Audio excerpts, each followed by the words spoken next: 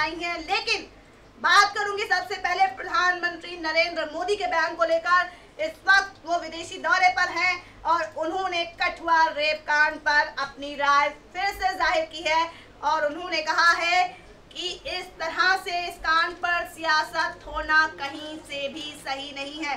हिंदुस्तान के front page पर खबर सामने आई है। लंदन के ऐतिहासिक वेस्टमिंस्टर हॉल में भारत की बात कार्यक्रम में प्रधानमंत्री नरेंद्र मोदी ने दुष्कर्म की घटनाओं को दर्दनाक बताया है और रेप जैसे मामलों पर सियासत ठीक नहीं, ये कहा है पीएम मोदी ने। आप खबर देख सकते हैं फ्रंट पेज पर, संघर्ष की रास्ता। इसके साथ ही पीएम मोदी ने यह भी कहा कि 20 सालों से मैं रोज 1 से 2 किलो गालियां खाता हूं, ये भी उन्होंने कहा है। और क्या कहा है दुष्कर्म की घटनाओं पर, ये आप सुनिए। दुष्कर्म की घटनाओं पर आरोप प्रत्यारोप नहीं होना चाहिए। एक बेटी के साथ अत्याचार कैसे सहन कर सकते हैं। लंदन में बुधवार को भारत की बात कार्यक्रम के दौरान सवालों का जवाब देते प्रधानमंत्री नरेंद्र मोदी और सर्जिकल स्ट्राइक पर मीडिया से पहले पाक को बताया था और माल्या के प्रत्यर्पण का मुद्दा उठाया और ब्रिटेन आतंक पर भारत के साथ लश्कर जैश पर सख्ती। इन्होंने कहा है बलात्कार बलात्कार क्या होता है, क्या हम ये कहेंगे कि तुम्हारे समय में इतने होते थे और हमारे समय में इतने हुए। मोदी ने कहा एक बेटी के साथ अत्याचार कैसे सहन कर सकते हैं। प्रधानमंत्री नरेंद्र मोदी ने लंदन के ऐतिहासिक सेंट्रल हॉल वेस्टमिंस्टर में भारत की बात सबके साथ कार्यक्रम में गीतकार प्रसून जोशी के सवालों के जवाब दिए। प्रधानमंत्री ने कहा मैंने लाल किले से भी कहा था कि सिर्फ बेटी पर निगरानी रखना सही नहीं, बेटों पर भी निगरानी रखनी चाहिए। यानी कि देश का जो बाल है वो विदेशों में साफ नजर आ रहा है। कठुआ कांड की आलोचना यूनाइटेड नेशन ने की थी, कहा था बहुत शर्मनाक कांड है और ऐसा कांड नहीं होना चाहिए। India is the country of rape, ये कहा है न्यूयॉर्क टाइम्स ने। और पीएम मोदी ने साल 2012 में ट्वीट किया था Delhi is the capital of rape, but still अब एनडीए की सरकार में India is the country of rape. क्या कहेंगे पीएम मोदी? पीएम मोदी ने कहा है कि सियासत नहीं होनी चाहिए, लेकिन महिला सुरक्षा के लिए मोदी सरकार कर क्या रही है इस पर भी जवाब देना चाहिए। बात करते हैं अगली खबर की तरफ। अगली खबर है एससी एसटी और ओबीसी छात्रों को सस्ता खाद्यान्न मिलेगा। आप देख सकते हैं यहाँ पर 13.84 लाख टन खाद्यान्न मिलेगा। ओबीसी छात्रों को आधार का क्यूआर कोड से सत्यापन होगा और इसके अलावा एम्स में रोबोट हड्डियों की सर्जरी करेंगे। देश में पहली बार सरकारी अस्पताल में हड्डियों की सर्जरी में होगा प्रयोग। अगले साल तक शुरू हो जाएंगे ऑपरेशन।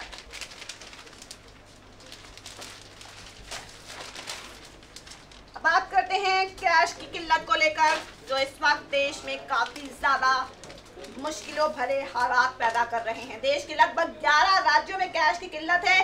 कल हमारे पास बकायदा फुटेज आई थी मध्य प्रदेश और दिल्ली से, जहां पर जनता ये कह रही है कि नोटबंदी की याद आ रही है और कहीं ना कहीं उनका मोदी सरकार से विश्वास उठता जा रहा है। सिर्फ सरकारी ही क्या, प्राइवेट बैंक के जो एटीएम थे उसमें भी पैसे नहीं थे और एक शख्स था जो लगातार, जब मीडिया ने उससे बात की तो वो लगातार हर एटीएम में पैसे निकालने की कोशिश कर रहा था, लेकिन हर जगह बैलेंस इज नॉट अवेलेबल ये आ रहा था। उसने साफ साफ कहा कि किसी भी बैंक के एटीएम में पैसा नहीं था, यानी कि पैसा कहाँ जा रहा है इस पर भी कहीं ना कहीं अब गौर फरमाना होगा। कैश की किल्लत एक सप्ताह में दूर होगी, ये कहा है सरकार ने। देश के 11 राज्यों में कैश की किल्लत खत्म करने के लिए सरकार की तरफ से किए गए उपायों का असर दिखने लगा है और 80% एटीएम सुचारू रूप से चलाने का सरकार का दावा है और 11 राज्यों में कैश की किल्लत के बाद सरकार ने सख्त किए हैं उपाय। और अगली खबर है नीरज चौकसी की संपत्ति जब्त करने की तैयारी। पीएनबी घोटाला 11,500 करोड़ रुपए का घोटाला किया था, उसको लेकर संपत्ति जब्त करने की तैयारी की जा रही है। अब बात करते हैं हिंदुस्तान के एडिटोरियल की। हिंदुस्तान के एडिटोरियल पे आप देख सकते हैं नकदी के संकट का नोटबंदी से रिश्ता। हाँ, अभी हम ठीक से नहीं जानते कि नकदी की किल्लत का मूल कारण क्या है, लेकिन कहीं ना कहीं इसके तार नोटबंदी से जुड़े हुए हैं। कहा जा रहा है कि कर्नाटक में चुनाव है, साल के अंत में 3 राज्यों में चुनाव है, अगले साल लोकसभा चुनाव है, तो लोकसभा चुनाव के लिए पैसे इकट्ठे किया जा रहे हैं, इसीलिए एटीएम में पैसे नहीं हैं, इसीलिए देश में कैश की किल्लत हो रही है।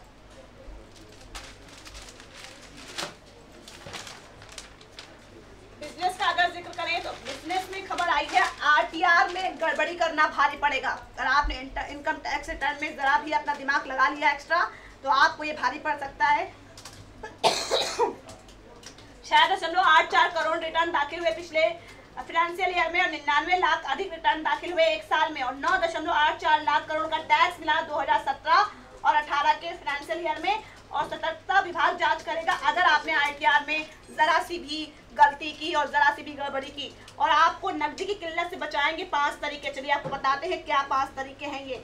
ई वॉलेट, यूपीआई ऐप से पैसा भेजें, चेक का इस्तेमाल करें, डेबिट क्रेडिट कार्ड और नकदी का सोच समझकर खर्च करें। अब बात करते हैं जनसत्ता की। जनसत्ता के फ्रंट पेज पर है, कल रामनाथ कोविंद जम्मू कश्मीर पहुंचे जहां उन्होंने श्री माता वैष्णो देवी विश्वविद्यालय के 6ठे कॉन्वोकेशन में हिस्सा लिया और उन्होंने कहा कि 70 साल बाद यानी देश को आज़ाद हुए 70 साल हो गए, लेकिन इस तरह की घटना यानी कठुआ कांड पे बोले थे कि इस तरह की घटना शर्मनाक है। उनके साथ महबूबा मुफ्ती भी मौजूद थी और जब वो कल जम्मू कश्मीर पहुंचे तो उनकी बेहतरीन तरीके से अगुवाई मेजबानी की महबूबा मुफ्ती ने, जो कि जम्मू कश्मीर के मुख्यमंत्री हैं। यहाँ देख सकते हैं यहाँ पर कठुआ बलात्कार मामले को शर्मनाक बताते हुए राष्ट्रपति ने कहा बच्चों को सुरक्षा दे समाज और एनएसजी सुरक्षा परिषद में भारत की दावेदारी को नॉर्डिक देशों का समर्थन। यहाँ भारत ने बहुत बड़ी एक जो चीज है वो हासिल कर ली है और बिप्लब देव के अनोखे दावे चौतरफा उपहास। त्रिपुरा के मुख्यमंत्री हैं और मार्क्स कम्युनिस्ट पार्टी की त्रिपुरा इकाई के सचिव बिजन घर ने कहा कि मुख्यमंत्री और राज्यपाल आरएसएस की विचारधारा से प्रभावित है। ये सभी प्रतिगामी विचार हैं और दोनों उसी तरह से सोचते हैं जैसे आरएसएस सोचता है।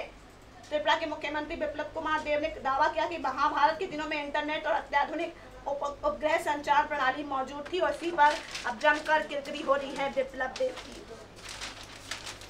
बात करते हैं एडिटोरियल की, जनसत्ता की। शिक्षा के साथ कौशल भी जरूरी, शिवम भारद्वाज का ये आर्टिकल आप पढ़ सकते हैं। इसके साथ ही फिर संकट यानी कैश की किल्लत को लेकर आर्टिकल सामने आया। नोटबंदी की मार से लोग अभी पूरी तरह उबर नहीं पाए कि एक बार फिर नकदी संकट की खबरों ने नींद उड़ा दी है। इसके अलावा खेल जगत में आपको देख सकते हैं युवा जोश ने दिलाई कामयाबी, महिला खिलाड़ियों से आर्थिक भेदभाव किया जा रहा है यानी कि पैसे कम दिए जा रहे हैं, जितने पैसे मिलने चाहिए उतने पैसे उनको नहीं दिए जा रहे हैं। इसके अलावा रॉयल्स के गढ़ में केकेआर का परचम, हैदराबाद से मुकाबले में पंजाब की होगी परीक्षा और ट्रैक और फील्ड खिलाड़ियों का जोरदार स्वागत।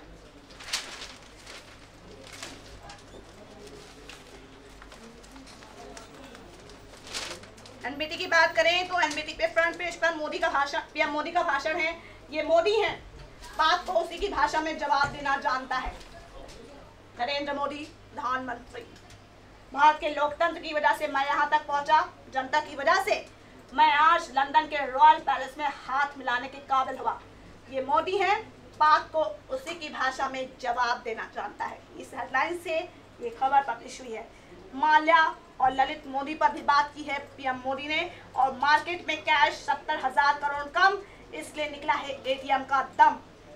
ये देखिए आप 19.4 लाख करोड़ कैश मार्च में मार्केट में होना चाहिए था।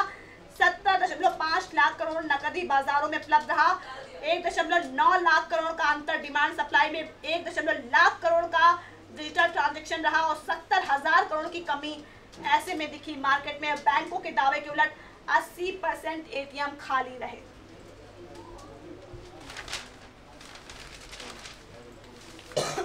चलिए बात करते हैं एनबीटी के खेल जगत की। पिंक सिटी में दौड़े राइडर्स, आईपीएल में 200 से ज्यादा 6 कैरिबियंस ने उड़ाए 50 से ज्यादा, सनराइजर्स चाहे जीत का चौका और आरटीआई के दायरे में आए बीसीसीआई और कोटला में आईपीएल के मैचों पर है संकट और रोहित के रंग में लौटने का असर दिखा। बरगम्बम में नेमार को वर्ल्ड कप तक फिट होने की उम्मीद और कोच की रेस में लैंगर आगे। ये है बड़ी खबर खेल जगत में, आप देख सकते हैं यहाँ पर। और केकेआर ने राजस्थान को उसके होम ग्राउंड में 7 विकेट से मात दी है। इसके अलावा ये देख सकते हैं यहाँ पे 2007 में 6 लीग में मंगलवार तक खेले गए 14 मैचों में 14 मैचों में लग चुके हैं और 45 सिक्स सबसे ज़्यादा मुकाबले सबसे ज़्यादा कोलकाता के बल्लेबाजों ने लगाए हैं और 19 सिक्स सबसे ज़्यादा कोलकाता की आंद्रे रसेल ने लगाए हैं और 12 सिक्स भारत की ओर से सबसे ज़्यादा 3 मैचों में लगा चुके हैं दिल्ली डेयरडेविल्स के संजू सैमसन। ये खबर है।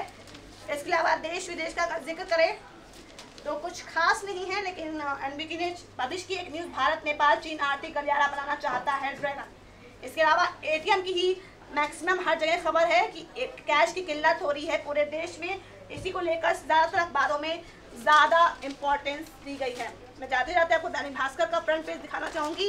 ये आप देख सकते हैं, सर्जिकल स्ट्राइक पर बोले मोदी, सही भाषा में जवाब देना चाहता हूँ, राज्यसभा नहीं भेजा, लोकसभा टिकट के लिए चर्चा नहीं, खेतान का डायलॉग कमीशन से इस्तीफा और यहाँ पर तमिलनाडु के 78 साल के गवर्नर ने पत्रकार का गाल थपथपाया और विवाद पर फिर माफी। तो आज के अखबार के सुर्खियों में बस इतना ही। कल होगी आपसे फिर मुलाकात, लेकिन तब तक के लिए नमस्कार।